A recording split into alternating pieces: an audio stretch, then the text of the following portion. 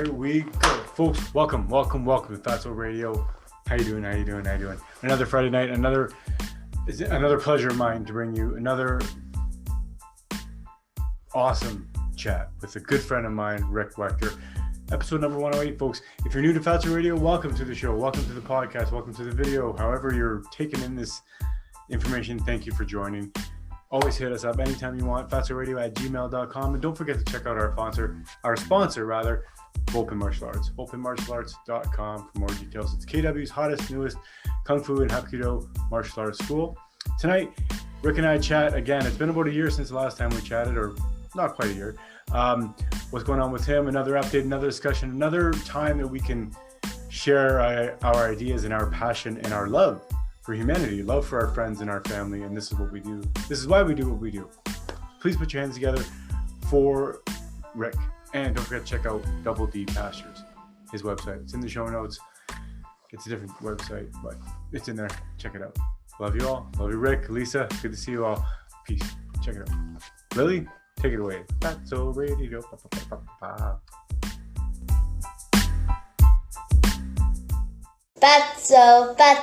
the really good podcast show. Fatso, our very first podcast show.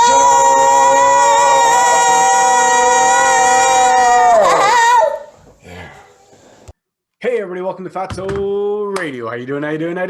This is episode number 108, and tonight I have another special guest, my friend Rick. Become good friends over the last couple of years, my friend. Thank you for coming back, Rick. Rick Waechter, welcome, my friend. Hey everybody, how are you doing? Hopefully you're enjoying this winter 2021 up here in Grey County. We've certainly had a lot of snow. It's true. We have actually quite a bit of snow over here in Kitchener area as well. So Rick, it's been almost a year since the last time we chatted. Look, it was May 29th, I believe, episode number 69. So let's first kind of catch up. What's new? What's new with the farm? What's new with you guys? How are you holding up with COVID? Well,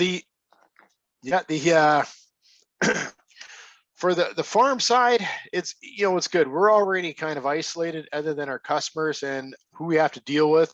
And animals eat 24/7. So, COVID or not COVID, I'm out there every day. And so is the family looking after the animals. We had a really good grazing season. We pushed the cattle on pasture as long as we possibly could have. We had excellent management. We did with both herds. We did a great, some more management, silvopasture development with the sheep. And the pigs did a wonderful job. We had amazing success with the chaos garden, and we'll talk a little bit about that for those that do want to eat their plant foods. And we had a whole bunch of new customers. We lost a few old customers, but when people move to a new province, or they've simply felt a little bit nervous with the lockdown about doing as much traveling. That's understandable. But we've gained new customers. COVID has created opportunities, and I was even reading about it in Rural Voice just yesterday, that there's way more farmers doing direct meat sales to customers than ever before in Ontario. That's awesome. So this is kind of awakening many people to like, hey, don't forget the farmer, because we're an important part of what makes society run. Yep. Crucial part. Exactly. Okay. Now, when do we want to move on to the carnivore journey? Yeah, let's start. Let's get right into it. So basically, I want to get into, last thing we were chatting off air before that was basically this is kind of your second kick of the can, right, for the carnivore. You have done it before. I want to kind of talk about differences between this time or this last time, the pitfalls, what's going well, if it's going well, and then kind of how is it going this time? Okay, the first time my wife Lisa and I did carnivore, that would be going back very early January 2018. We had just watched, like so many other people, the Sean Baker and Joe Rogan podcasts, and at that time it was a paradigm shaker. It was like, eat meat, just meat. And it was like, whoa, this sounds crazy. Because even for someone who's been pro-meating for, that's what I raise is meat, the idea of just eating meat and like not eating any vegetables at all is like, oh, come on, man. Like, is this for real? Yeah. And it really stimulated my brain because there's some things I've always been a fan of. Since I was a little boy, I love to follow the Ice Age stories, you know, like how the Ice Age hunters in Europe, Siberia, and North America existed. And I know even from in high school, studying some more of that, I know that their diet was like similar to Inuit diet. It was 99% meat because that's all you had. Mhm. Okay. But the idea of just modern people just, oh my God, like just eating nothing but meat and, not having like even lettuce. So I got Lisa onto that podcast and I was nervous about trying it because I thought she'd fight against it. And then she just looks at me, she goes, "We're doing it." I'm like, "Oh, wow." So Nice. this is going back 3 years ago. So we got on it. And the first time we get on it, okay, and keep in mind, I'm a farmer that does most things by hand. Okay, if I don't have to turn on tractor equipment, then I don't. So getting out there to roll 800-pound bales while going into ketosis was a freaking nightmare. Yeah. However, I did it. I've survived basic training, basic infantry training. My warrant officer's course in the infantry, where my sergeant's course in the infantry was like 9 out of 36 of us passed. So I can do this. Yeah. And I got to learn all about what they call the keto fluid, and got to experience that. I wasn't targeting weight loss. It was just at that time. It was just an experience to see what happened. But yeah, it was weight loss for sure. And I'm already extra softness there in my 40s. Okay. And that little extra softness was disappearing fast. The inflammation within my stomach, I'm not talking about the fat inflammation, I'm talking about like inside, like your bowels, was starting to go down. If you ever done breathing vacuums in martial arts where when you really focus on breathing out, and after 3 weeks on that carnivore diet, I was like sucking my stomach right into like levels I haven't done since I was like 16. I'm like, holy crap. Yeah. And then and I can't know everything I'm going to give you here is just my assumption. Okay. Because I don't sit there with an ultrasound and give you like some people want like courtroom evidence. Yeah. Well, I don't have that. We don't live. My assumption is that exactly. My assumption is that inflammation from removing the carbohydrates, and especially the nastiest carbohydrates, the grains. Okay. Remember, grains is processed grass seed. Okay. And the last I looked, we're not rabbits and we're not ruminants, so we just shouldn't really be eating that stuff, period. So we just saw a lot of excellent results. Things got a little tricky though. We did that up until March. And then because we had decided to do that just in early January, we didn't allocate enough meat from our own stock of being beef and lamb and pork farmers. Mm-hmm. So we were running out of ruminant meat. And I know I would say ruminant meat really should be the center of that, because pork meat is a nice side dish, but it's not something you can do every day. It's just and I can't quite peg down exactly what it is. So we were down to just pork meat, and it got a little tough just to do that. And then, so we switched back to an omnivore, or more of an omnivorous diet. And we're like, no problem. We'll pick up carnivore again when we start processing animals and we have more of our beef available. And more importantly than the weight loss and stuff like that, Lisa and I were sleeping immensely. Like when we went to sleep, it was like super deep sleep. Nice. And some nights, you'd sleep like 4 or 5 hours and wake up like, yeah, I'm good. I don't need any more sleep. And it's not like I was dragging myself around. Yeah. I will confess, I didn't give up coffee, and I still haven't given up coffee, but coffee black or coffee with a little shot of butter is fine, in my mind anyways. Yeah. It's just, it was like such a, how do I put this? The energy, like once you get your body onto its fat stores and you're getting off that up down with the insulin. Okay. Yeah. You get away from that and you're just on the steady fat and protein. It's just like, you don't stop. You turn into a freaking monster, like a machine. Mm-hmm. And another thing too, lactic acid buildup, because you've seen my property there, Carlo. It's a lot of hills.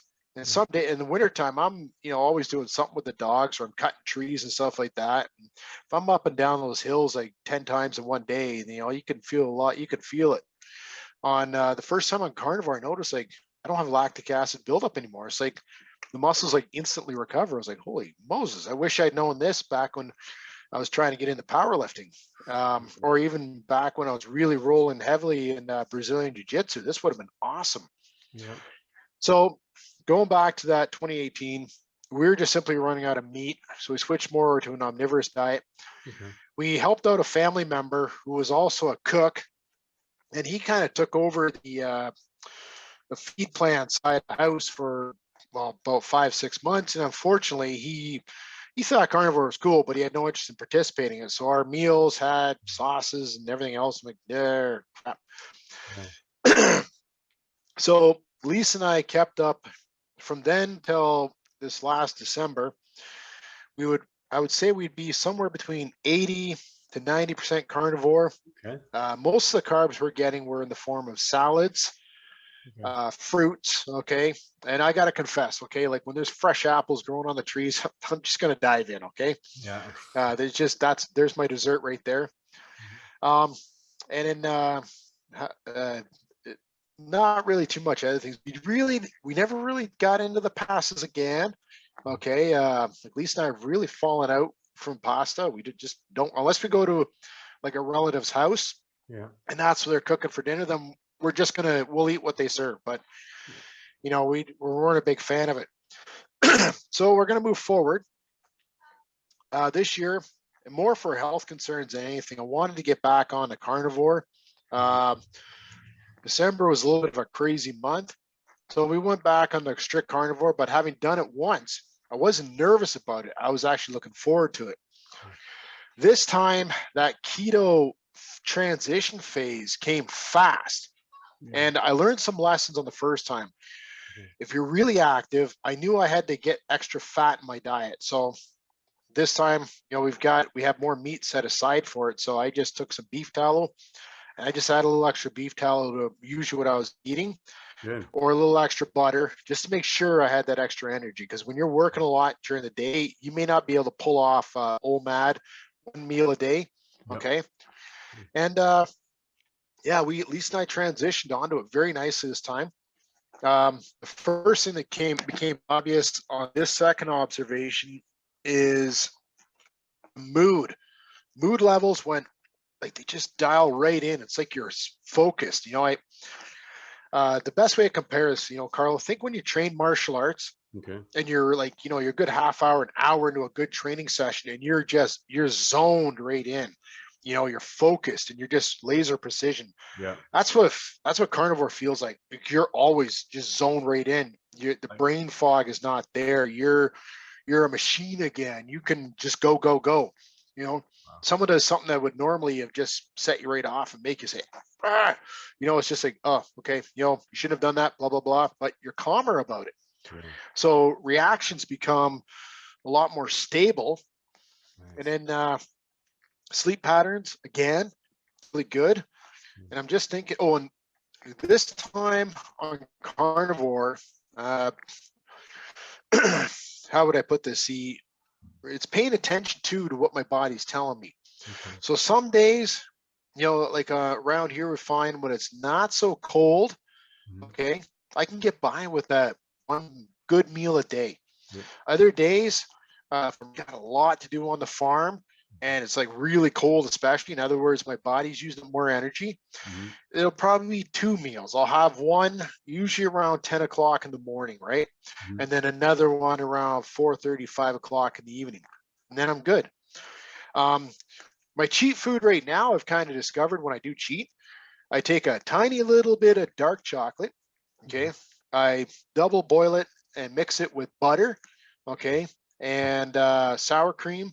And then mix that in with cream cheese. And when you look at all those ingredients I'm talking about, there's very little carbs in them. It's mostly fat, or some fat and protein. And this would be my cheat thing, is to have like a homemade chocolate cheesecake with very little sugar. Wow, that sounds great. And that if you're going to cheat at all, okay. Yeah. And then that's been, and that I actually kind of enjoy. You know, it's not giving me that sugar rush, but it's just nice to enjoy a little different. Treat, yeah. But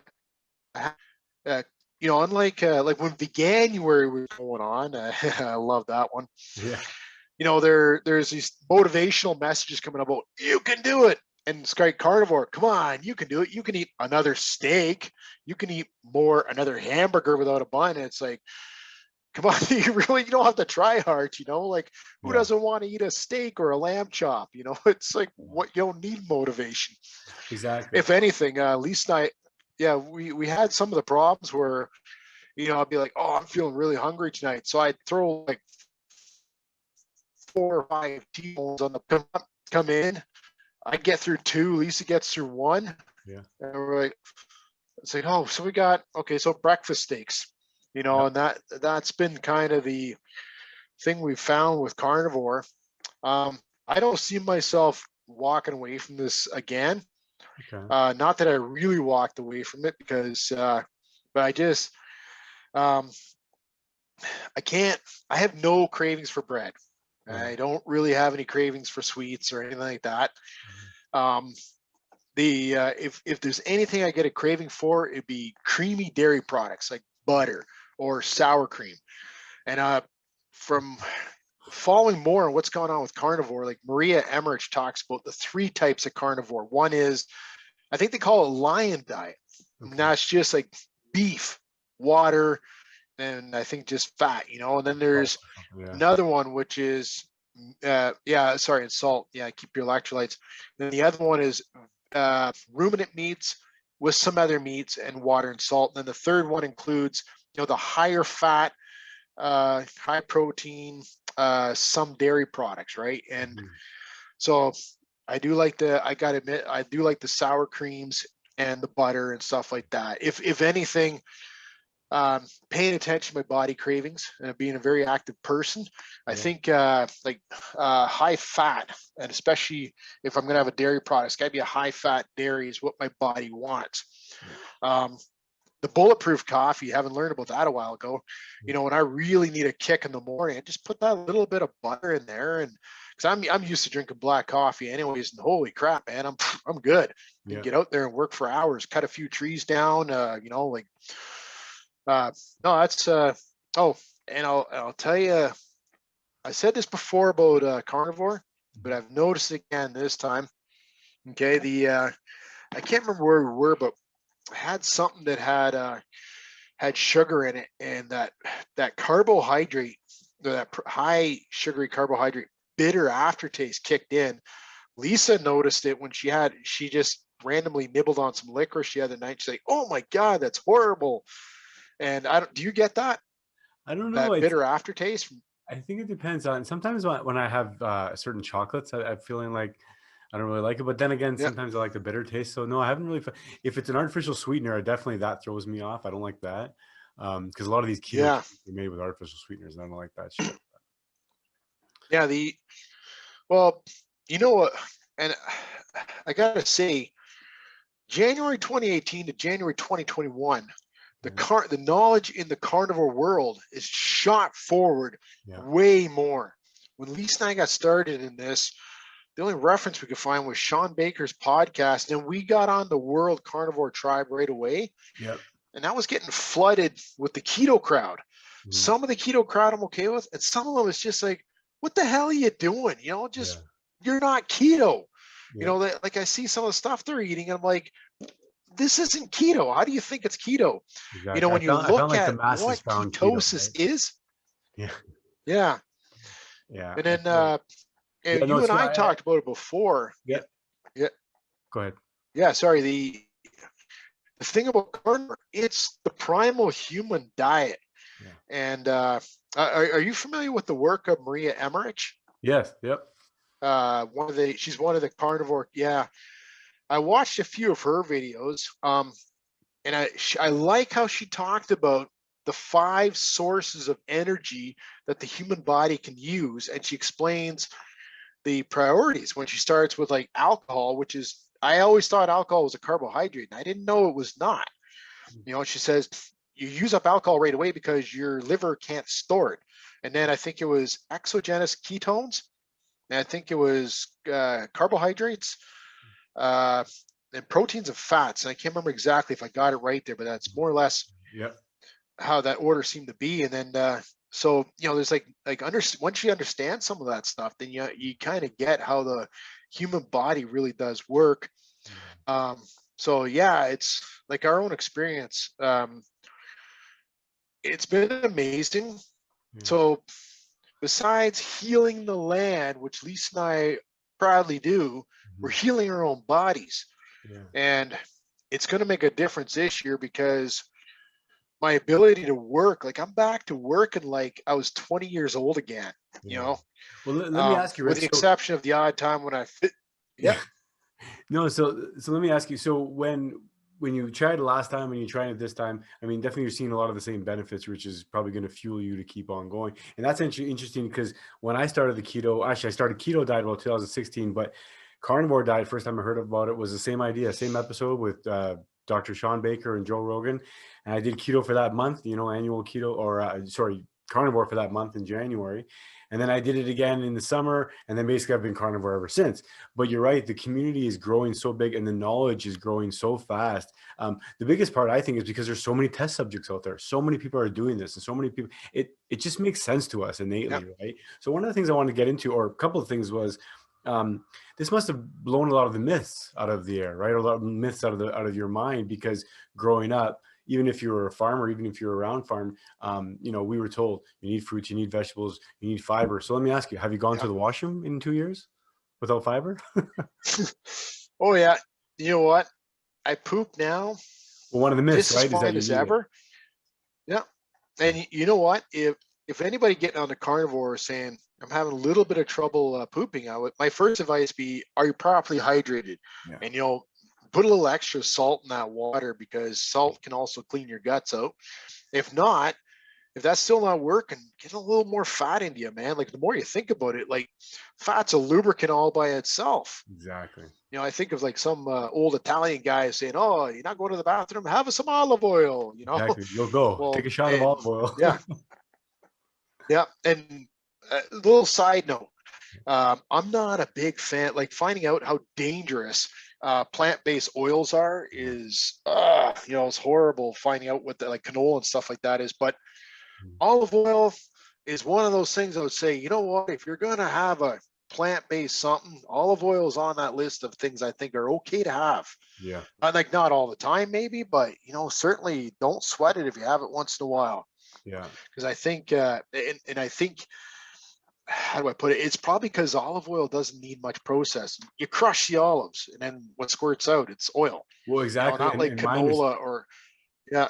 Yeah, my understanding is that, I mean, the three Yes. best oils that I always kind of reference or recommend to people in the people in the keto sphere and in the carnivore, or even the ones that are kind of into some of the other stuff, are is olive oil, coconut oil, and then avocado oil, which technically all three of them are fruit, right? Not even vegetables at all. So that's to your point. It's the vegetable seed oils, it's the vegetable industrial oils that's really the problem, right? High omega-6, all kinds of problems. Yeah. And so along with the fiber, I mean, you're doing well, along with the fact that, I mean, you don't need all these servings of grains and everything a day. Does it make sense from a stand, of a rancher saying, I mean, does it make sense? You could see how it's not easy to farm wheat and oats anyway, is it? Like, it depends. Like I grow wheat, barley, oats, triticale, all those things for the cows to eat in their grass plants, right? I think we talked about this before. I use them as cover crops. They're annual grasses. I don't ever harvest them for, like, if you're going to harvest them for human consumption, that's okay? what I mean. Yeah. Whoa, that's a whole different sport, okay? Yeah. When I plant those things, I don't give a rat's tootle if weeds are growing in them with them, or if there's perennial and annual grasses growing together, which happens all the time for me, or clover. Yeah. But if you're going to combine that stuff for people chow, oh brother, because the way the combine works, you can't have all this other stuff in there, or you're going to contaminate the seed. And then you get into management issues. You need herbicide and you need fertilizers and on just to keep a pure product. Because again, I don't like a monoculture, period. Yeah. All right. And Yeah. So I'm like, I'm not going to harvest grain. If my farm came down to that's what I had to do, Yeah. I would sell the farm and just get a 10-acre homestead and just look after myself. Yeah. I'm not a grain farmer, but I do use those plants Sure. for feeding my cattle. Okay. And again, just a reminder for viewers who may not understand that the grain family, okay, I'm talking about the grain family. They're all grasses. They're just annual grasses, and annual grasses have an advantage. They grow fast, quickly, with fat leaves, full of energy, because the leaves in all those grain plants are rich. Okay, and all the grain is just simply the seed. All right. Anyways, sidetrack. Yeah, no, that's great. And then so the other thing I guess is that now that you are feeling good again, like you said, you're on the carnivore and you're doing well with it. How does it make you look at the whole? I mean, the whole idea of now into the contemporary stuff, what's going on, the fake meat, the whole lab grown meat, the whole idea that now people like Bill Gates and all these people are pointing to honestly the farmers and saying we need to eat less real meat and eat synthetic meat. So maybe we need to switch gears, but because now it's not only your livelihood, but now it's for your nutrition, your biology, everything. It seems like it's full steam ahead now, right? So yeah, fake meat. I mean, not only would it put you out of business, but it just doesn't seem Okay. like. Yep. Excuse me. The fake meat thing, it's the wrong answer. It's hitting the bullseye on the wrong target. Okay. We are still suffering from the damage of the late Dr. Ansel Keys from the 1950s. He was the guy who came out with the big anti-fat study in the United States after I think President Clinton or one of the presidents had a heart attack and Okay. was incapacitated, and then they got onto this big thing. Well, we've got to blame something, like you can't bother America. And in Ansel Keys, from everything I understand on this, and Nina T. Schultz is probably the person you want to look up. And she tells his story in great detail. And she points out the flaws in his study. Okay. It was just surveys is all it was. And then, and he deliberately withheld some of the information so that he could point the blame at dietary fats. Okay. And the reason why I'm bringing this up is because that misinformation on absolute, frankly, piss poor science was done then, and it's affecting things. It's affecting everybody's decision making now, 50, 60 years later. What Bill Gates, Pat Brown's the founder of Impossible Foods or Beyond Foods. I don't remember which. Yeah. Yes, we have a problem with how our agriculture is, but I know dealing with some of the larger guys and talking to them, we are moving in the right direction. It's not like the problem's being ignored, but these guys they're putting up what I see as I don't know if it's just purely out of greed or if it's a misunderstanding to how to handle the problem. So, for example, let's say in an area we had a whole bunch of drunk drivers just getting out there and killing people. Now imagine if somebody's solution was, let's stop making cars. Cars are bad. Just look at all the damage these cars are doing. It's like, well, what if we get to the root cause of the problem and we stop drunk driving? This is just one example. Deal with the root cause of the problem. You gotta, because this is not addressing the root cause of the problem. And you've seen a lot of my Facebook posts, I believe. This is going to drive up really destructive cash crop agriculture, to which for some reason, I know the vegan crowd, they deliberately ignore that, but to everybody else, it's just, they don't understand the little nuances. And I think what I'm going to do next, this coming summer, I haven't done it yet. I'm always taking pictures of my farm to say, this is what we're doing. I take pictures of the cow poop and the grass and, the trees and everything else. And I try to do a lot of close-ups so I can show what's going on here, but without letting people see whose farms are this is happening to, because I'm not out to name and shame. Okay. most people are doing what they think is the right thing. I think I'm going to go and take a close-up shots of a few people's farms here in Ontario to show people what degraded cash crop soils look like. They understand that this is where we're going to head, and it's going to get like the carbon in the atmosphere is going to go through the roof because these massive industrial cash crop farms, they're not going to adapt to regenerative practices. Gabe Brown, his 6 soil health principles, one of them is livestock integration, which means at some point you're rotating livestock on that field so that they can cycle in the bacteria and the fungal properly through their poop, urine, trampling, and just, some milk they spill from feeding their young. And we're going to miss that. If we get rid of livestock, you're going to miss that essential element. Yeah. What scares me, though, is that we have the capability to do things on a very destructive scale. Carlo, you've probably seen it before, but some of those cash cropping tractors, they're monstrous. Up here, they move them around late at night because they take up both sides of the highway and they get them onto these fields. And it's a lot of work. I've talked to some of these guys. They've told me like these things are over, like some of them are over $1 million price tags. I know what corn, soy, wheat, all those things fetch for prices, and even when the prices are high, you're forcing these guys to work thousands of acres to pay for that equipment. And I just see we're heading down a very bad path. And with that misdirection, whether it was on purpose, well, I think some of it was on purpose and some of it was just accidental, just blaming, cattle feedlots for the most part. Okay, which cattle feedlots in Ontario, we have very few.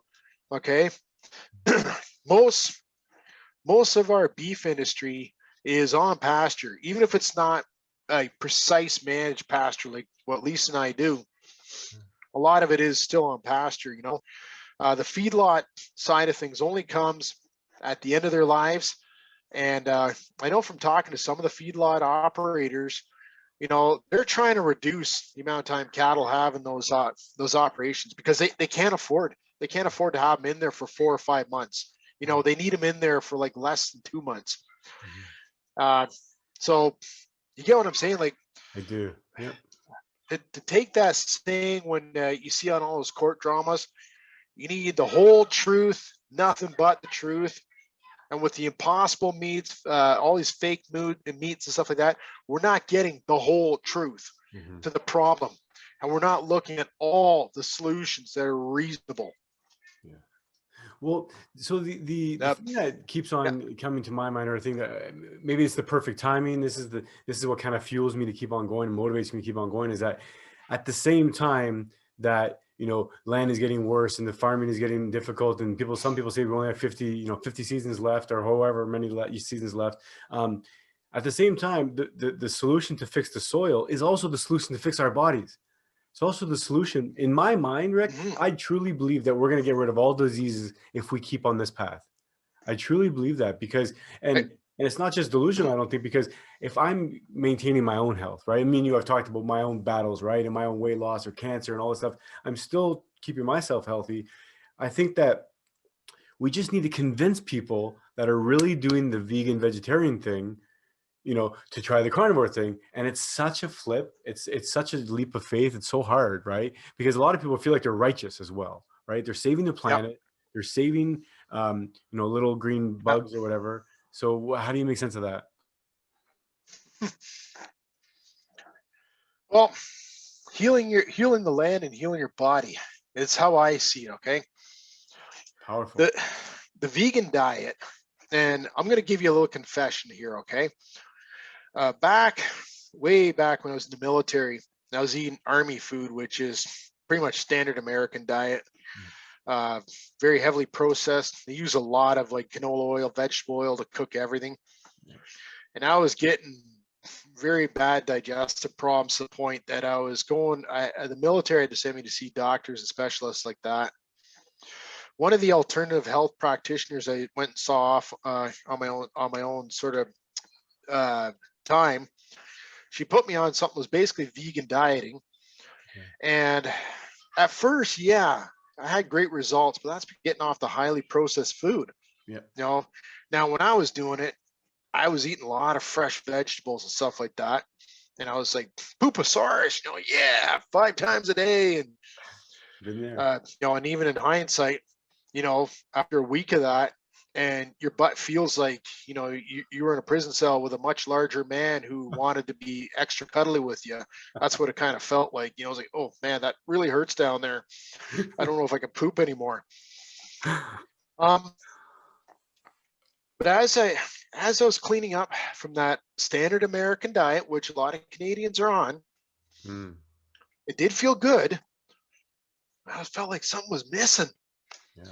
Now I got into another health practitioner, and we'll talk about that another time. It might gross some people out, but she was working with a Chinese medicine practitioner, and his advice through her to me was, okay, it's good that you cleaned your body out. Now eat red meat at least once a week. This was apparently some old Chinese medical advice. You have to eat the red meat. You need to build back up. And I was doing well for like the only meat I was having like once a week was like chicken, which I wasn't satiating. And honestly, it's right up there with chewing on cardboard for the most part. Yeah. So, okay, so I can have meat again. So to take that sub journey I did back then, I see part of where some vegans are coming from, okay? Like the ones that are doing it for health practices, because there's a lot of misguided information out there. But I think we really have a big paradigm to shake, and that is that if I had known about the carnivore diet, and because one of my friends, my mentors, Twin Creeks Farm, Gerald, Jerry Lynn Tavel, they were around back then.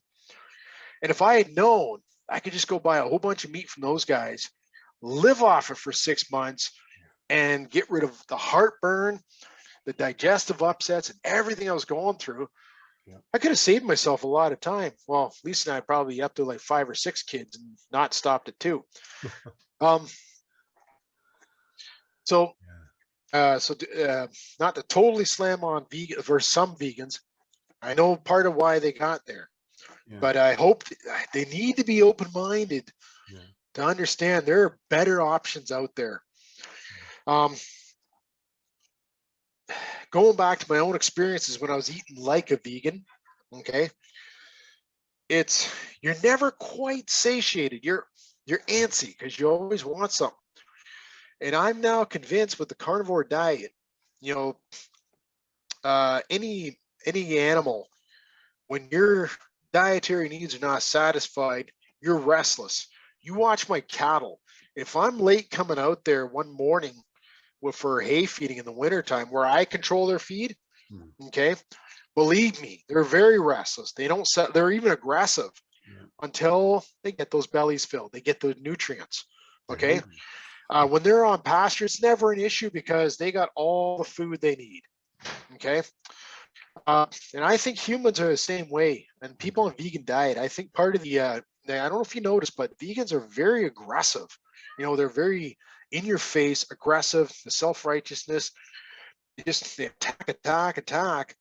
And I think a part of that is like some people, other people have pointed out that have more knowledge. It's, apparently it's the vitamin B12, lack of fat for the brain. There's a guy on Ethical Omnivores Movement, Dr. Milton Yee. He's got a lot of good insight on this, being a doctor. And then you listen like what Paul Saladino and Sean Baker go on about, like how important the meat and fat is for biological functioning. Okay. And I totally get it. Now, go to your other thing you're talking about, diseases. Yeah. I know, God, years ago, I can't remember who it was, but we're reading about how so many diseases are autoimmune based, right? And for how long? Like, humans began cultivating grain in Mesopotamia 10,000 years ago. That is what led to civilizations. And it happened over North America. The Aztecs created civilizations based on corn. Okay, so they also were like that part of North America was going down that dark hole too. And my understanding is somewhere in ancient China that there was early civilizations being established as well. I don't know if it's tied to the Mesopotamian outbreak of civilization. And when I look at it now, it's my own theories that grain, sugars, starches, it's cheap fuel. It gives you a bit of a rip, because let's face it, who's never had especially when you get onto the ketosis or the carnivore, you do have a little shot of sugar there. Yeah. You feel it, Yeah. and I'm thinking for ancient man, that could have been almost addictive. We may have decided, hey, let's just cultivate this, and then that led into the agriculture, which was agriculture from the beginning has the two sides. One, we stopped hunting animals, we captured them. The mouflon, which is wild sheep, is the first thing we cultivated. And then we cultivated the aurochs, okay, the wild cattle. My heart goes out to the people who had the balls to capture and tame wild aurochs, because they are one of the most fiercest creatures to walk the face of the earth. Wow. And then on the flip side, in the Mesopotamia side, we got into the grains, and we're talking like the early ancestors of wheat. Okay, and from wheat is where you get a lot of your other cereal grains. And how do you put it? It's like humanity has been going down a dark rabbit hole for 10,000 years, and I don't think a lot of people realize that. If you do something wrong 100 times over again, or 10,000 times over again, it doesn't make it any more right. It just means when you finally learn from the mistake. Yeah. So we look at, diabetes, or as I like some American doctors want to call it metabolic disorder, I think. And that makes more sense, because when you look at the insulin and glucagon, and I can't explain this, but I've listened to, all these wizards like Paul Saladino and all these other guys talk about it. And when that stuff starts getting out of balance, you can really see how it screws with our metabolism, our endocrine system, and you start setting one thing off, it creates a lot of other problems. Like, you look at how many diseases come from sort of a similar route to diabetes. And I'm even hearing a lot, okay, again, this is my opinion, and I'm not a doctor or any professional like that, but I've heard a lot of theories about how cancers grow off of like sugar, starch, insulin problems in the body. And to me, that makes sense, and how do I put it there? We need a big awakening globally. Yeah. That's true. This is good. This is going to take my segue into something else, if I may there, Carlo. Yes, do it, please. So many people say, that's great that carnivore works so well, but we just can't all eat meat. It's like, pardon? Well, what are you going to eat? Because if you're going to eat grains and vegetables, people get this naive notion that they're going to go out and they're going to till their 1/10 of an acre front lawn into a vegetable garden, and there's my vegetable supply. You can't live off that. Those vegetables will last you 2 weeks, if that. Yeah. Get real. Like, what a human needs, if you're going to rely on plant food. Carlo, you saw my thing the other day. Canadians drink, we make, what was it, 3.1 or 2.1 billion liters of beer. Yeah. That's barley and hops. Okay. How much bread do we produce? You know, how much pancakes and pasta, like Donuts, muffins, and bagels, crackers, crackers. you know, like, Yeah. yeah, like for all these carbohydrate foods, you got to eat something. Yeah.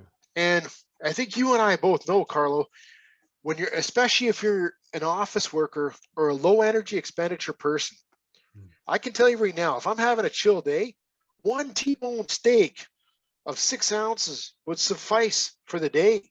Yep. If I'm going to go out there and shovel manure and lift hay bales all day, which is a gut splitting day, okay, so I'll need 2 or 3 T-bone steaks that are about 6 ounces each. Okay. On pure carnivore, I can tell you this right now, with my boys, let's just move them up to adult level. Yeah. Okay, so I could feed, it would take about 2 cows and about 4 lamb, or pardon me, 2 steers of about 700 pounds and about 4 lambs. That would give us all the essential meat we need for a year. Yeah. Okay. Like I know, especially when you get in the summertime, Lisa and I naturally eat less anyways. I rarely even do breakfast, whether it's omnivore or carnivore. I rarely do breakfast in the summertime. It was just too high, you know? Yeah. And then, you know, we talk about these effects on carnivore. So when you stabilize, you know, it's like flight controls. When you get that stability in your, how your endocrine system feeling, your moods, Your you're not blood going to need sugar to is eat so stable. much. Yeah. And then, you know, going back to what I said, so a family of 4, you know, and the 2 steers and 4 lambs. Okay, how much land does it take to do that? Okay, so on poor land, about 4 acres of land is what you would need to get those animals going. Okay. Now in the case of our land, for those 4 sheep, like right now, like our sheep they're really hyper efficient. Okay, like sheep and goats are like super efficient animals. The amount of acreage you need to grow them is unbelievable. On cattle, even I just got to think about this for a second there. For grazing and hay selection, we're probably down to just over 2.5 acres per head of cattle. Okay, but of land. However, we don't utilize all our land. We always come into the winter with some spots for land that was underutilized. Okay. Wow. So you get what I'm talking about, land efficiency there, right? Yeah. I can tell you right now, if a really dense crop of wheat or rye in an acre, like 10 loaves of bread, you might get that. You know, that's not efficiency there. You know, and as you know, like, you know, how do I put this? If you're going to do this plant-based thing or delusionally believe you can do it, you still need your protein sources. Yeah. Well, what plant proteins do you plan on growing up here? Soy. I wish Canadian farmers would stop growing soy. It's a tropical plant. Okay. Even on regenerative practices, they're having to, like, you know, really hit the fields with herbicides. And they have to really blast it with fertilizers. You're trying to get something that's meant to grow in like southern US to grow up here. Not good. If we were to be somewhat smart, okay, if you really have to have a plant protein, peas would be the thing to grow in Canada. Okay. All right. Peas are a cold weather plant. Okay, they love the cold. You can even get 2 crops out of them. That being said, I know years ago, you know, there was some protein, vegan protein shakes I used to just love because they tasted good. And I wasn't drinking them because they were vegan. And one of them was a lot on pea protein. Yeah. And I loved the taste of it. And then I'd be laying down a half hour later waiting for the stomach pain to pass. Oh yeah. You know, that's like, I've had my share of protein powders over the years. Really, we need. Oh. Yeah. Yeah. So let me ask you, honestly, like I said, we need a global awakening. Yeah. So let me ask you, Rick, back to that global awakening. How are we going to get everybody off of sugar? How are we going to get everybody off of all these greens? Because like you said, when I talk to people, oftentimes they'll say to me, well, you can't just eat meat. And in my opinion, and probably your opinion, meat is the only real food we have. Everything else seems to be bullshit. So how are we going to get everybody off the sugar? I think the first thing, in my opinion, is to get everybody start carnivore. Just try it. 30 days, experiment with it, and that's enough to change anybody's mind, in my opinion. You know what? I see a couple of things that'll that do really well in this. Take a world carnivore tribe. The stories that are most moving to people, it's not the person that was already like a hot chick that went on the carnivore and gained 5 pounds of muscle and lost like 2 pounds of fat. Yeah. No, it's like the guy that was 400 pounds and not muscle, like got down to 200 pounds in a year or two or less.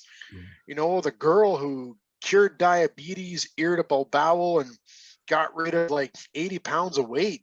Those are the motivational stories. And thing with carnivore, we're growing. We need to grow faster. We need to promote ourselves. Sean Baker, kudos to him, because he really is right now one of our spokesmen. I think what gets, he's a good speaker. He's he's I don't know if he's still a surgeon or not. Yeah. And the guy's he's muscular. He looks fit. Yeah, he's 57 years old or something. We got to be our own promoters. Yeah. Yeah. And I think the best way to promote this is we got to convince, a friend here, a family member there. Yeah. We just got to work on it a little bit at a time. Mm-hmm. I have a tool that is really awesome. Like Lisa and I have this beautiful farm. Yeah. We took it from the rundown overused crop fields it was to a beautiful farm, as you can see in the background there. Mm-hmm. And that's part of our thing to say, hey, look at these animals living in beautiful land, enjoying a good life. One bad day, okay, and well, let's be realistic. We're all going to have that bad day, okay? Yeah. Our life's going to end at some point. And having worked at the abattoir, believe me, when my cattle go into the abattoir, okay, they had no clue what was coming. I would walk them into the kill box and be like, hey, how's it going, Rick? And they'd follow me in. No, cows won't actually speak, but my boss was always impressed with how they would just cheerfully walk right into the kill box. It's like, yeah, that's because I'm here. And they think I'm going to give them a treat or something like that. And then it's like, oop, bye-bye.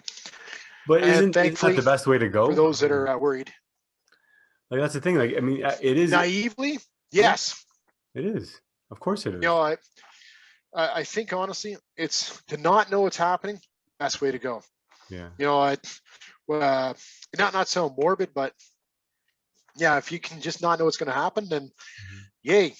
Because when my time comes, it'd be nice if it was just simply, I don't know, light switch flipped and I'm done. Yeah. Okay. Hopefully it's going to happen for a long time. I feel I got a lot to do. All right. My biggest goal right now is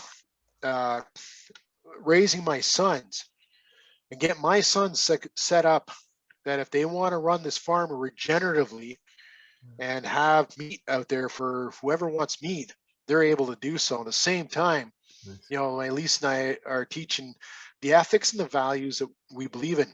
My younger son, for example, we've had to tone him down because, man, he really just ripped on vegans. And I get his feelings because we've educated him that, but we're also trying to teach him diplomacy.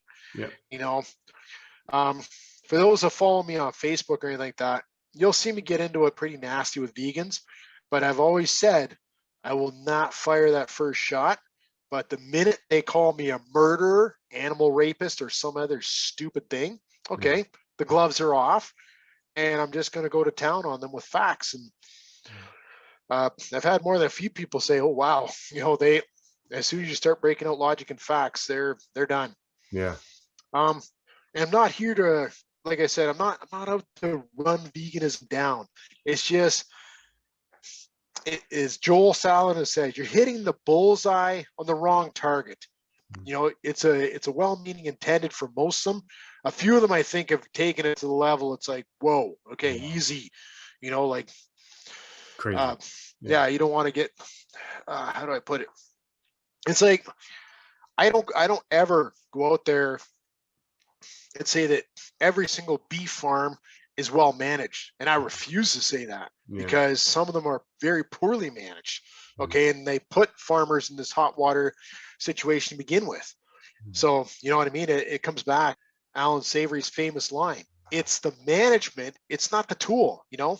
Yeah. It's the cow. It's not the cow. It's the how.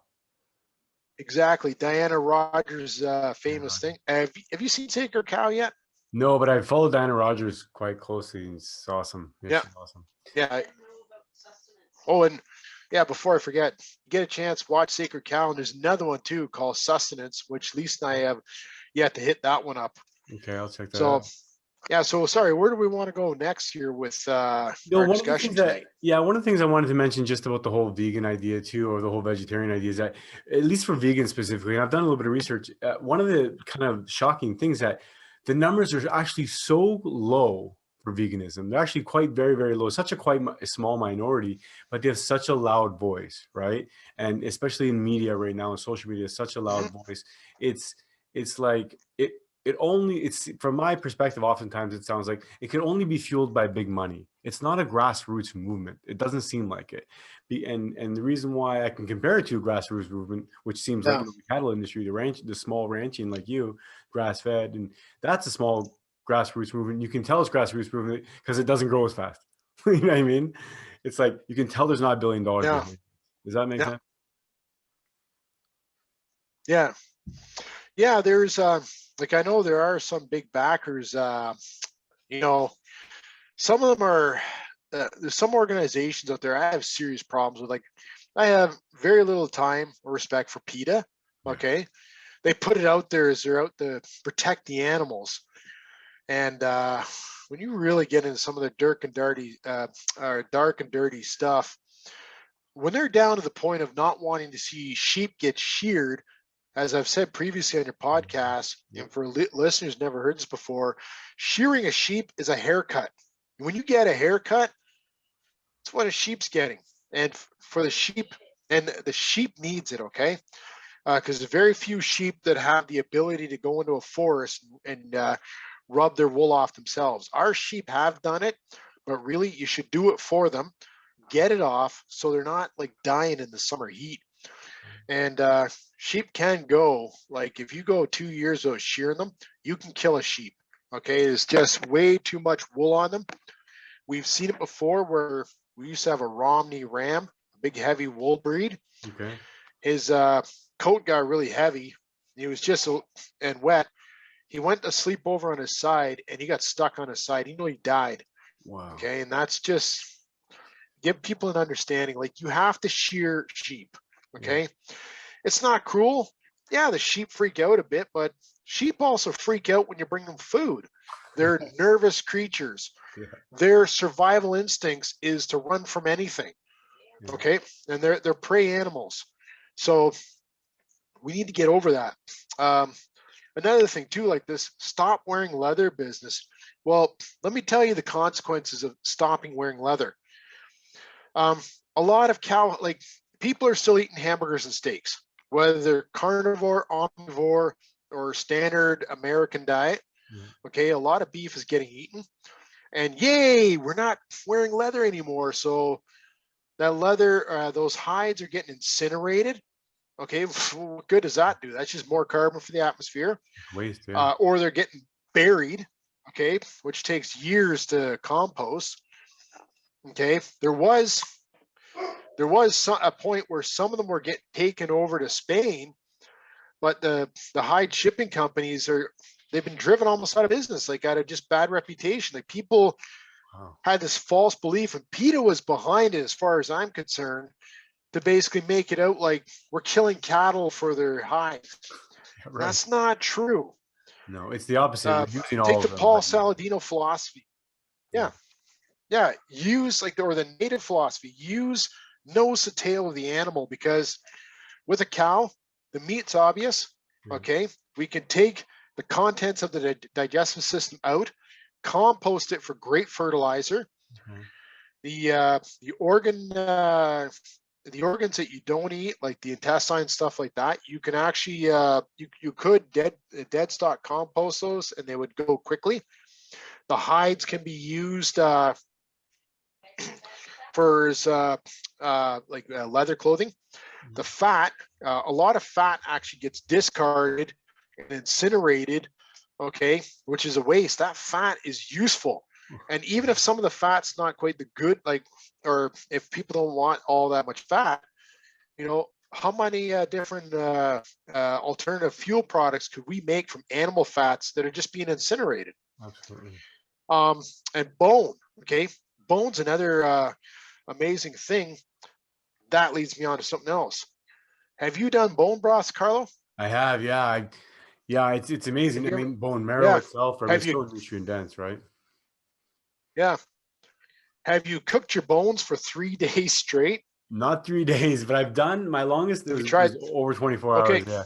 You did 3 days. How's that? Okay. I've started. I've been using the crock pot doing low cooking for 3 days, Wow. Okay. and it becomes really, really rich.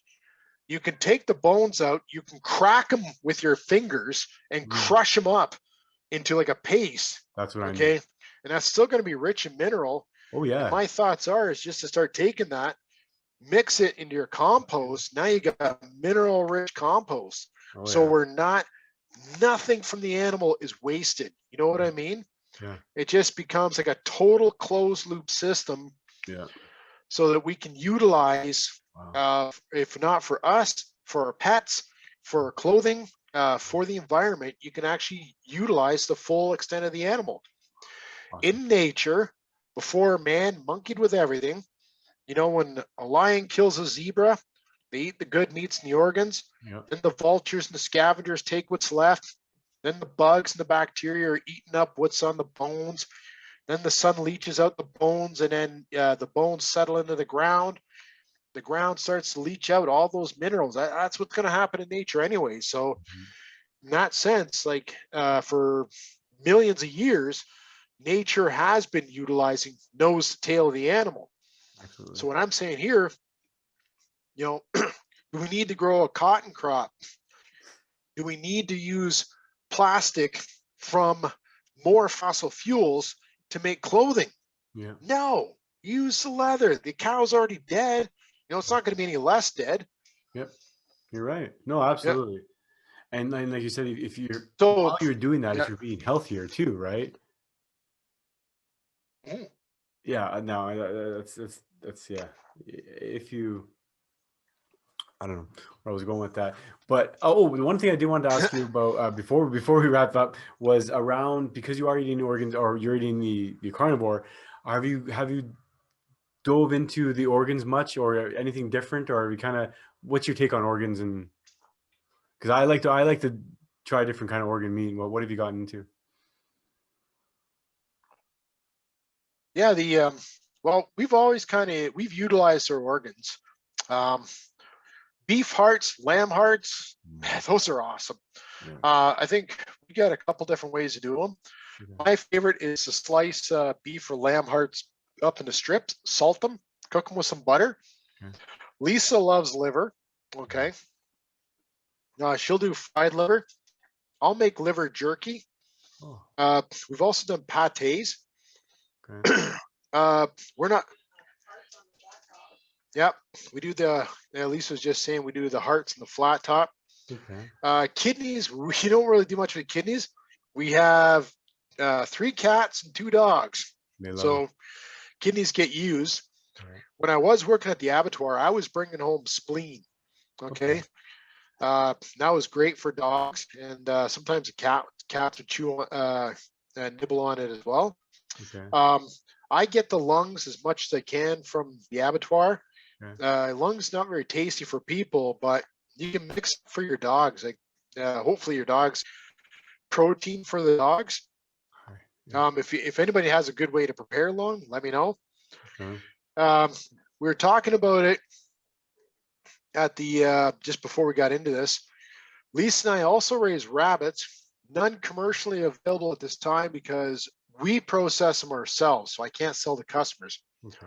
But we just did a batch of rabbits last Saturday, and Lisa made this very delicious pate. She took rabbit fat, rabbit heart, rabbit liver, cooked it together, and then she blended it up. I don't remember what spices. I think Montreal steak spice and salt. Wow, And sounds good. it was, I mean, it was some of the best stuff I've ever had. And that's one way to certainly enjoy your liver. Well, the liver was Yeah. 2 hours out of the rabbit. Yeah, as Lisa was saying, the liver was only a couple hours out of the rabbit. Oh wow. Another way I've had liver that was very phenomenal, and I don't know how to get the recipe. My cousin who died of brain cancer this January, I'm sorry. he was an amazing chef, and he didn't like to be called a chef, but he could really cook, and he did up liver. I don't know how he did it. I think he soaked it in some kind of vinegar or alcohol, then he gave it a flash fry. Okay. Or Italian dressing, as Lisa was just saying. Okay.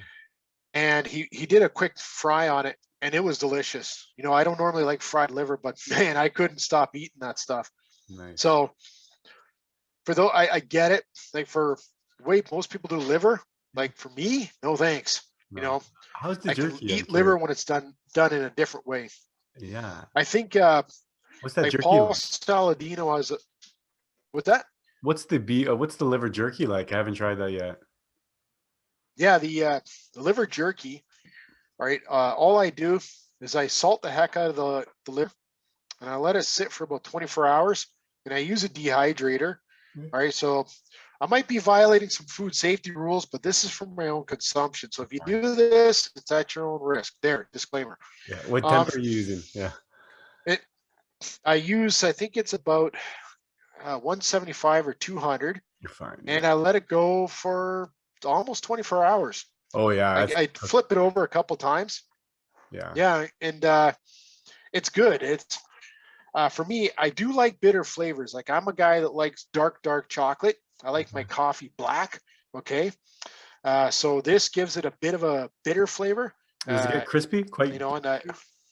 And it is. It's nice and crispy. So it just, for me, it was easier to eat too, and it was good snack food. And plus, we also use our dehydrator as well. We'll take like old roast beef and cut it up, salt it, make jerky out of it. I still want to make my own pemmican. Oh yeah. The Inuit recipe for when they sent their guys off on long journeys, and they use the preserved fat as their energy source.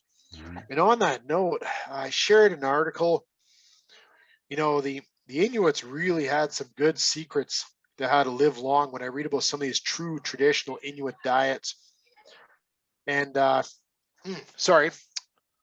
Taking that note there, I got to tell you about something that I've discovered is a really nice little thing. Sure. Sometimes you have really lean cuts of beef, and it's just not quite flavorful. Well, one of these things Lisa and I have learned is how to make our own dips. And we take beef tallow, which I've got, like, because of what I used to do at the abattoir, I've got like a lot of beef tallow ready to render. All right. So we take render down beef tallow, which is cooked up into a liquid.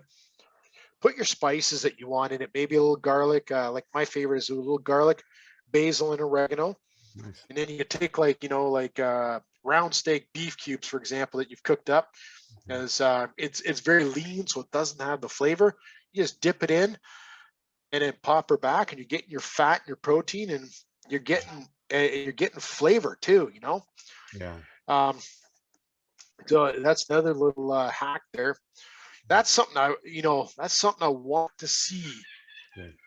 Is Crisco and vegetable oil and everything start to disappear off the shelf. Yeah. Let's see tallow. Like all these animals have fats. And thanks for reminding me that, Carlo, even though you didn't really remind me. Rabbits. Yeah. We were talking about rabbit fat, right? Yeah. So if you're raising your own rabbits, I think the thing Lisa and I discovered, we processed our first round of rabbits with the help of one of my butcher friends. last June, and they were only about 5-6 months. Wasn't a lot of fat. Plus, he did them up pretty quick. Okay. We processed our own rabbits last week, and they were either 6 months, or some of them were, but what, 10 months? I'm just talking to my wife off the screen for those watching there. Salt and pepper were probably close to 10 months. So we And had the other ones were just over. 2 girls that were close to 10 months, and then the other ones were younger than that. But we processed in the winter time, and we've kept them properly fed and everything. And we took our time taking the hides off. And I've noticed with skinning rabbits, you can either take the fat off with the hide, or you can carefully cut and keep the fat with the carcass. Or if you're not that good at it, just take the fat off from the hide, rinse it off, and keep it. And how do I say this? Like rabbits, like, because straight up rabbit, you've had rabbit before, right, Carlo? Oh yeah. Yep. Yeah. And it's a very protein rich thing. Very lean normally. But for the human diet, we need that fat in there. Yeah. So yeah, definitely get the fat with the rabbits if you can. And like I said, those rabbit organs were amazing. Nice. So yeah, there's like the world of carnivore for Lisa and I, we're just setting our feet into it now. And it's just like we see so many possibilities as regenerative carnivores. Yeah, I believe so too. And like you said earlier, one of the things that's going to fuel it, I believe, is how we feel, right? So not only are you the farmer, the rancher raising the cow, but you're also the poster child for carnivore now too, I hope. Yeah. So Rick, sorry, go ahead. What was I going to say? Oh, sorry, Carlo, I got another little thing too. Yeah. Being a very busy farmer, okay, I haven't worked out in years. Really don't have time for it. When you're rolling and flipping hay bales around and scooping up like thousands of pounds of manure, you kind of get a lot of exercise. But since hitting carnivore, about 2 or 3 weeks after hitting carnivore, I blew the dust off my my kettlebell, and I got that out, and I started cranking out kettlebell overhead presses and kettlebell swings and kettlebell snatches. Nice.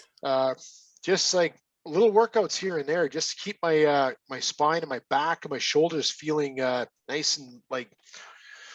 Well, I love kettlebells. I'm a very big fan of Pavel's stuff on that. I don't know if you're familiar with Pavel. Yeah. I just find kettlebells are good for getting it's like realigning the suspension on your body. Yeah. So that's something I haven't done in years. Now I'm doing it on a regular basis, and then going out and tending to more farm work. So being carnivore, doing farm work all day, slipping in kettlebell workouts. It's like, wow, like, I don't want too many people find out I'm doing kettlebell workouts, because then they're going to be like, well, you could be doing more farm work.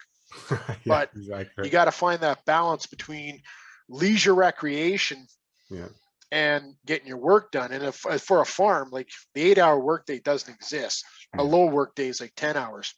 Wow. My next step is, my wife and I, my wife and I are, my youngest son's and both my sons are getting interested in martial arts. Nice. So my wife and I both being martial artists for a long time, and we're both instructors as well.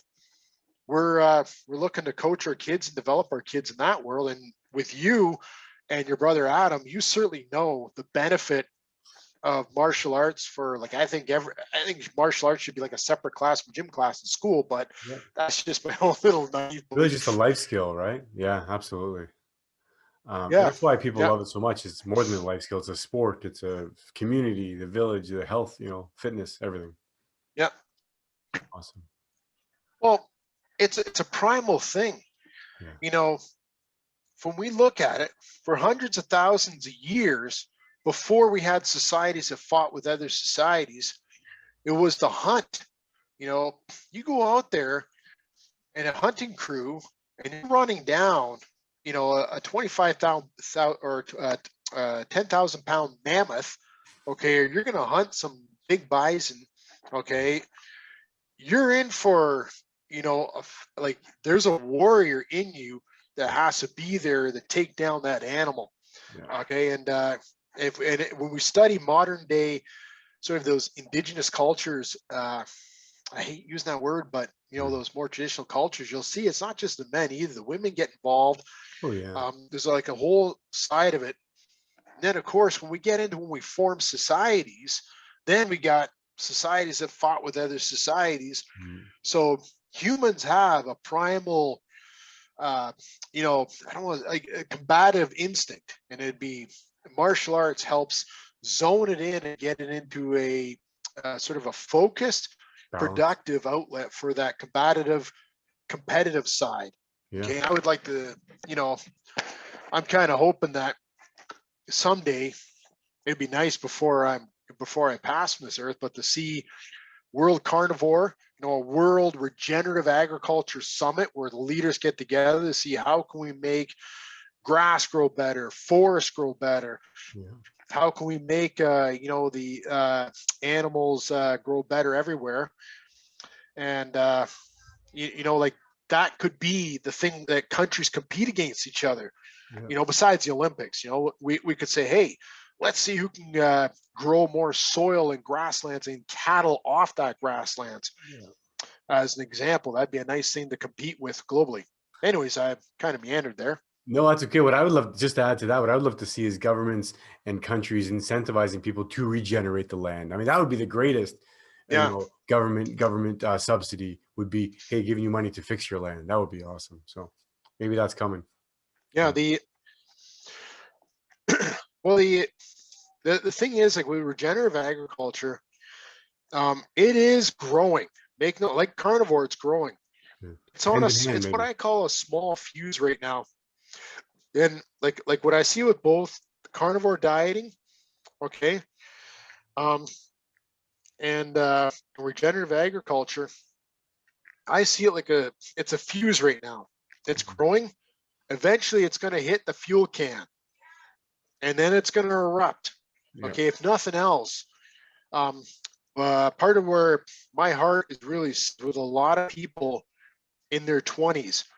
Okay, I know a lot of people run down millennials. Okay, if you ever listen to Simon Sinek when he talks about what went wrong, what went right with the millennials, it's interesting. Yeah. But what I like about millennials is a lot of them are truly open-minded. We had one here last summer working part-time, and she's a very open-minded person. It's her, and she's not the only one I've met. I've met a lot of them. They just love seeing this stuff. They don't buy into they don't pre-select what they want their reality to be and then try to fit the facts to be that. You know what I mean, Carlo? Yeah, they want to find out for themselves. They want to investigate. Yeah. Like it's almost like it's like when you start a whole new martial art. Yeah. You got a regenerative agriculture world with an empty cup. You know nothing. Yeah. The sky isn't even blue. Just use the two ears and silence the one mouth and listen. Use your eyes, learn. Yeah. Because when I think of the journey Lisa and I are on, and we're lucky. We're lucky to have bumped into the right people along the way. Before we even got into farming, we picked up Joel Salatin's book because my knowledge of farming is what my Uncle Jim on the one side of the family, what my Aunt Pat on the other side of the family were doing. Okay. And there's nothing, we're not doing anything morally wrong. They were doing what demanded them. That was be productive, produce. But nobody ever said to them, okay, what are the side effects? What are the consequences? And to be honest with you, the science wasn't even there back then. Okay. Mm-hmm. And that's the scary thing about society is we got to be careful about a lot of the things we do. And you'll see that everywhere, even take a company that grows fast and rapidly, they get a little growing out of control and they end up with collateral damage. Like, they end up ruining it or, putting employees at the bottom on like bankruptcy pay levels and stuff like that. Yeah. It's not as Alan Savory says his famous words, unintended consequences. Nobody that's doing this stuff, like no farmer that I can think of in history ever woke up one day and said, I want to destroy the environment today. Yeah, exactly. That was never their objective. Yeah. They had something in mind, but if you don't if you don't have the right knowledge going in, or the overall end states, we say them, things can go sidetracked pretty bad. And again, quoting Alan Savory when he talks about the triple bottom line: environmentally beneficial or regenerative, socially acceptable, and financially gaining, okay, or at least financially viable. You know, and when we look at farming as it was, and like so many other business things, the old line was one bottom line: make a buck at all costs. And Carlo, you see on Facebook, you know, we're at the point now, we see a lot of people just say capitalism is evil. Yeah. Well, it's not. It's misapplied capitalism, or capitalism run amok. Exactly. It's just broken. Yeah. Okay. It can. Yeah. You know, it's, if you don't change the oil on your car, look after the engine, and get the tires and the electrical system upgraded, well, pretty soon you're going to have a heap of junk. Yeah. Okay. And we as a society, we got to learn on some of these things. Like, and agriculture is a perfect example of where we were going wrong. We've got to learn to adapt, grow, acknowledge our mistakes, and get better at it. You know, when genetically modified foods came out some 25, 30 years ago, and at one point at Disney, I think it was Disney World, was hailing it as food of the future. And it's like, ooh, that took us right down a dark and ugly path. And the funniest thing is, you know, you take the most common line, the Roundup Ready crops, right? Yep. And from talking to some guys, the Roundup Ready crops were actually intended to reduce herbicide use, but because of misapplication, people ended up using more herbicide. So it's amazing how things can run amok. Yeah. And we look at where we're at now, you know, the veganism side of things has certainly run amok. Oh, sidebar, Carlo, if you ever get a chance, see if you can find a former fanatical vegan to come on here that's walked away from it to talk about their experiences. That I've talked to several. Most of them pretty much gone to some kind of omnivore diet. Some have gone to a carnivore diet. Mm-hmm. And it's amazing to hear not only their own health transformation, yeah, but when those that got involved in the animal rights activist side, and many of them do, yeah, when they talk about the cult-like mentality, it's like, oh my God, that's downright scary, man. Like, I'm glad you got out. Exactly. And then sucks for these guys, but some of them have gotten death threats, hate mail. Yeah. One of them, we keep in touch with Liver Keith. She wrote the vegetarian myth. Okay. And Lier talked about the vegan attack on her. Do you ever hear about this? No. Where she got, she was speaking in public. Some vegan animal rights activists, after she had walked away from veganism, they came up to her while she was speaking on stage, and they had a pie filled with like cayenne, like extra spicy cayenne peppers. They ran up and they smashed it. You can see the video if you can find it. They smashed it, rubbed it into her eyes. Oh. They damaged her eyes. Okay. And that was her little attack. That's crazy. And I'm going to just say this very blunt. Yeah, it was cowardly. And to those that defend the extreme veganism ideology, that doesn't help your cause, because you attack people. Yeah. And that's just going to help everybody else. That's going to help omnivores and carnivores win.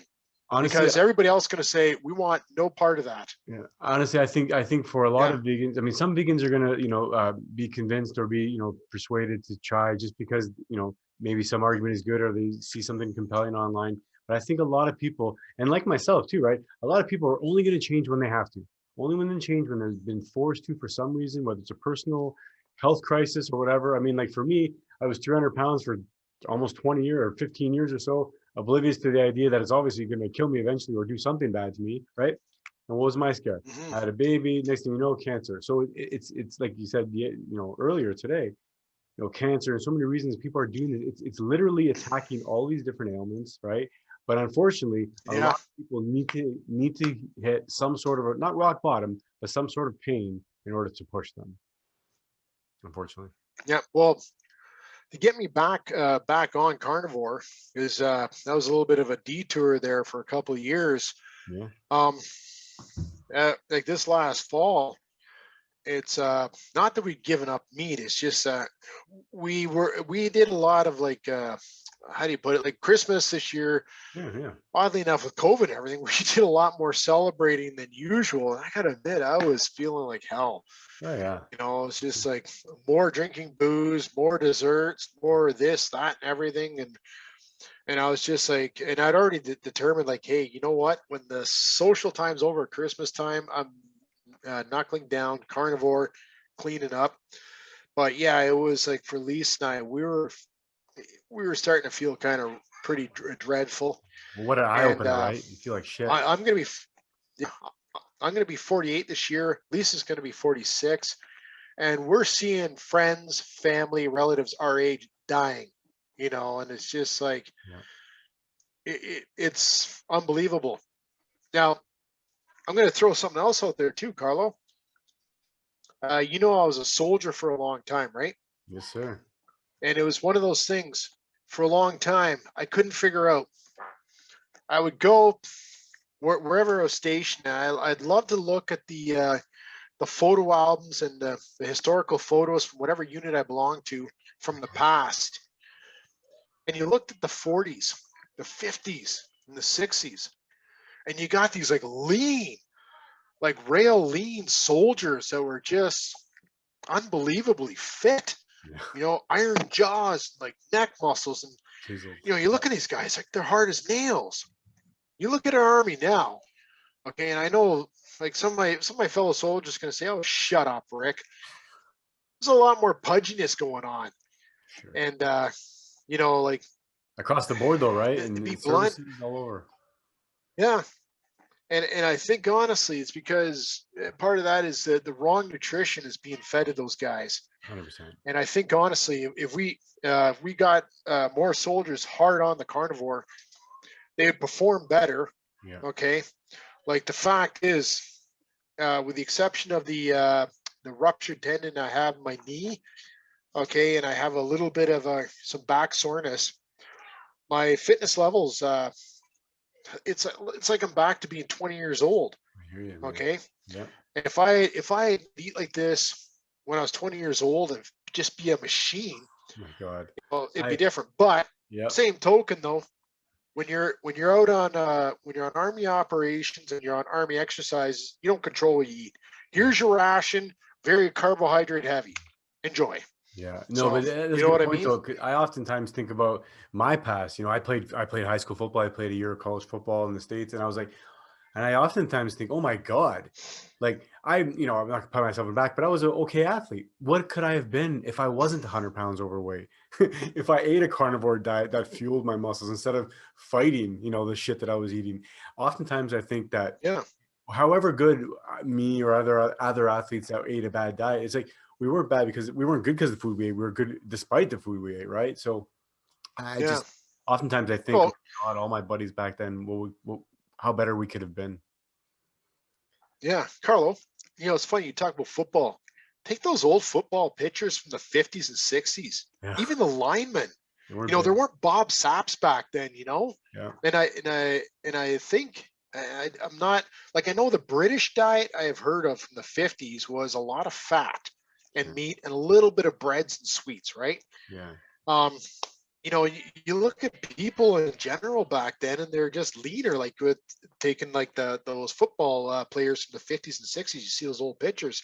Oh yeah. And they're way leaner. Even the linemen they're not like big monsters. It's just, and I get to thinking about it like, man, we somewhere as a global society, we went off the beaten path.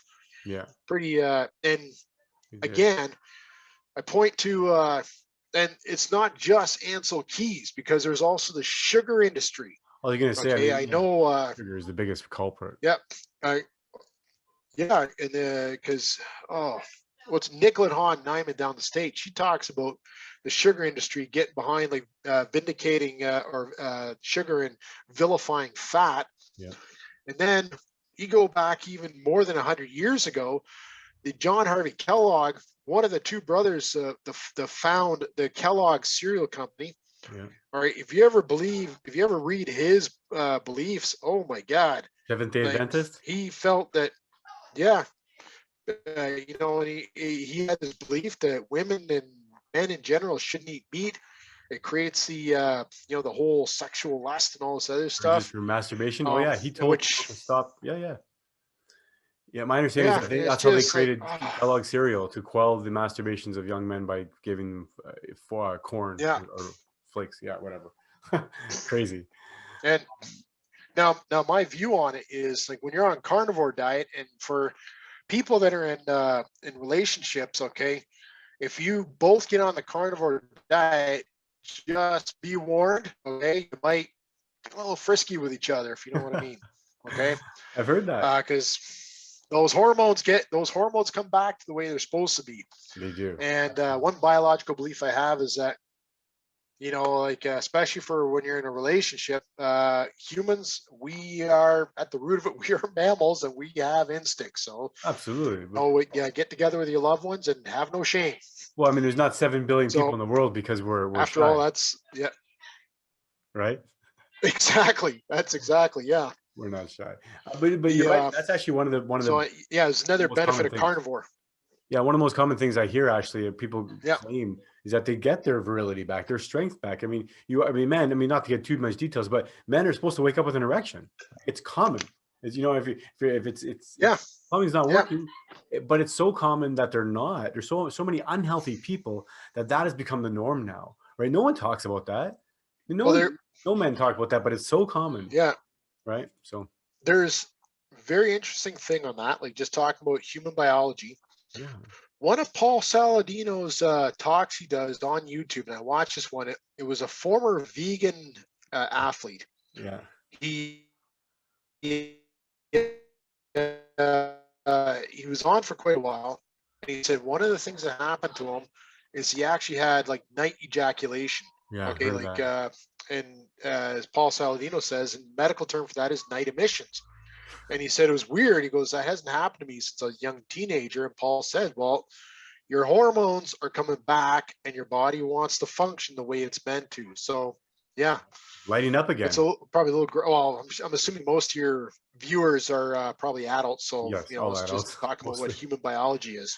No, but you're right, though. It's the body's turning on again. It's the pumps are going, the engine's going, right? All fuel is going to where it needs to go. And I mean, I can attest, without getting too much details, but I feel better than I did when I was 20. You know what I mean? Like, and it's not like I was this, 20-year-old that never did anything. I was active and played sports and everything.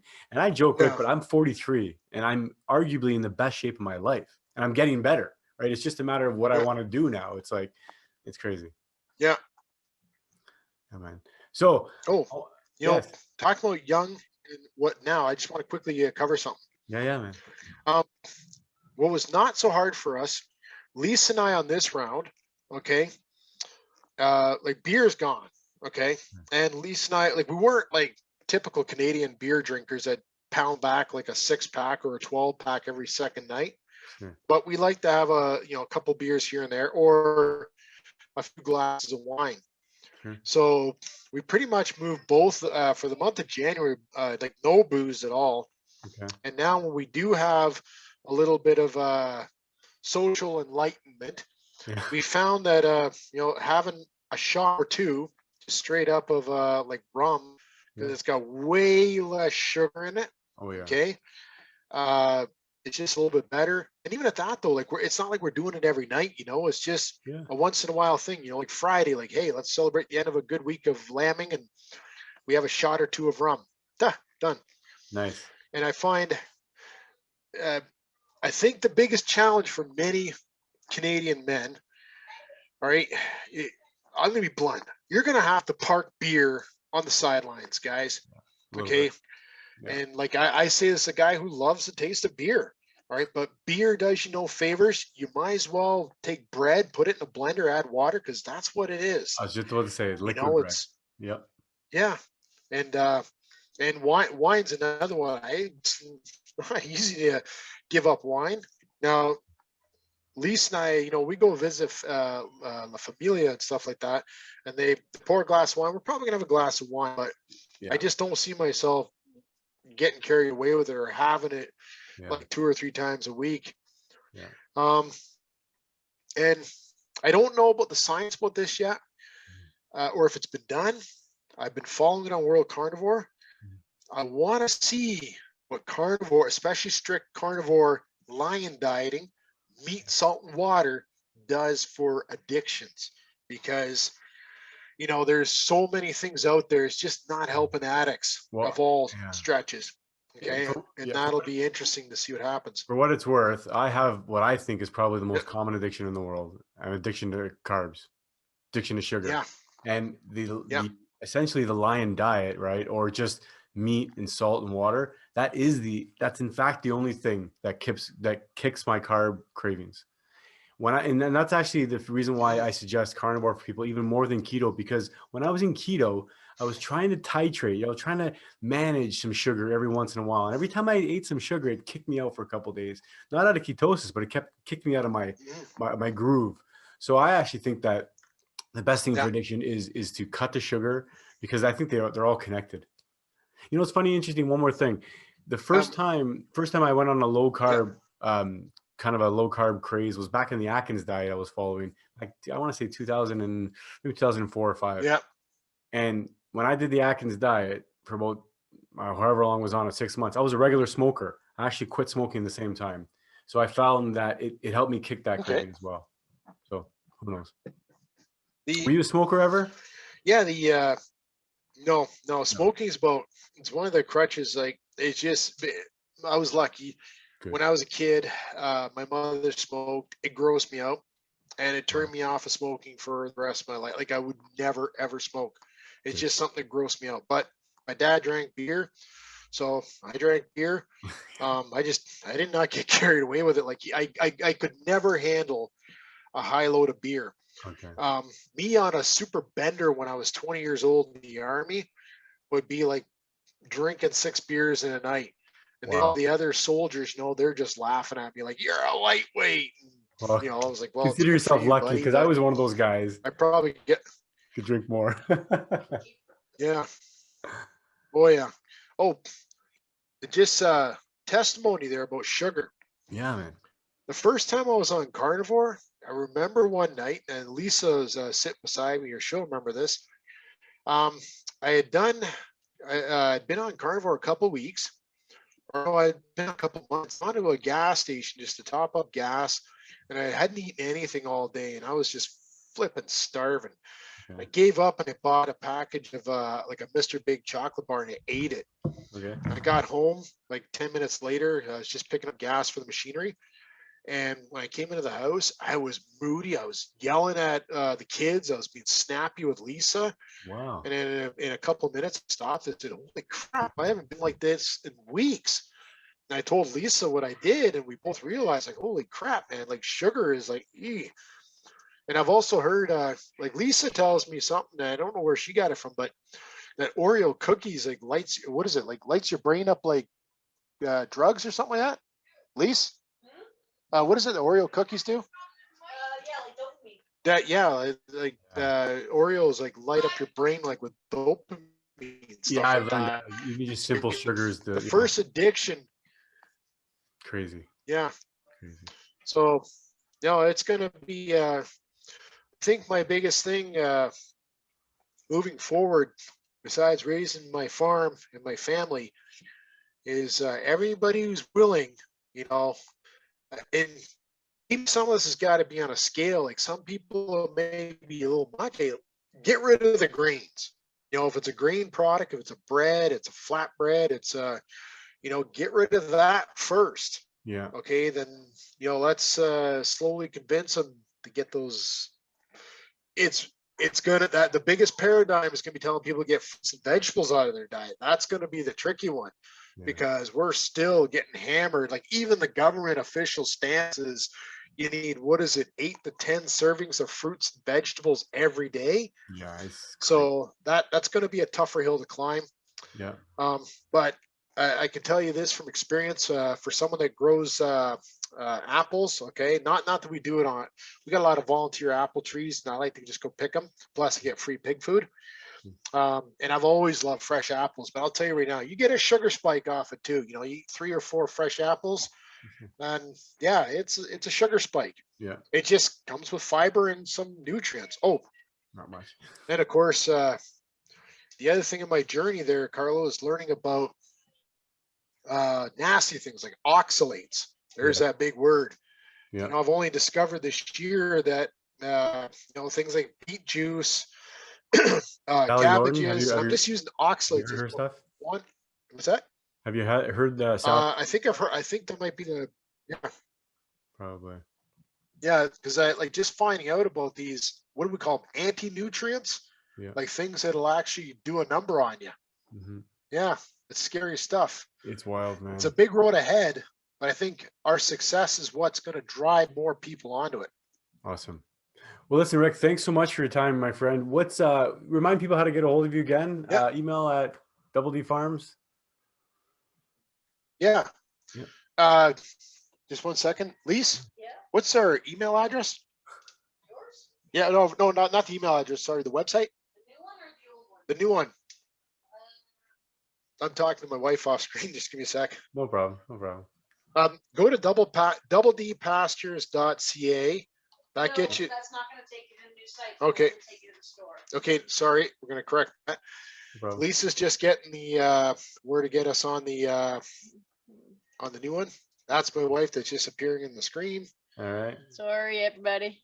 No problem. Oh, yeah, the window got Well, closed. you can email me directly, Okay. Rick at doubledpastures.ca, Perfect. and I can send you links if you can't find us. Yep. And Lisa's website's always under construction. Okay, always worked on and Okay. updated. So if you see something on it, looks like it's out of place, don't panic. We're not selling muffins, for example, right now, even though you might see a picture of muffins on our website. Tell Carlo I'm putting this in the chat. I need your Okay, help away for a second. Lisa is going to put up in the chat box. She's going to put the link for Yeah, I can put in the show notes new later. web That's page fine. that we've got with. Yep. Yeah. Okay.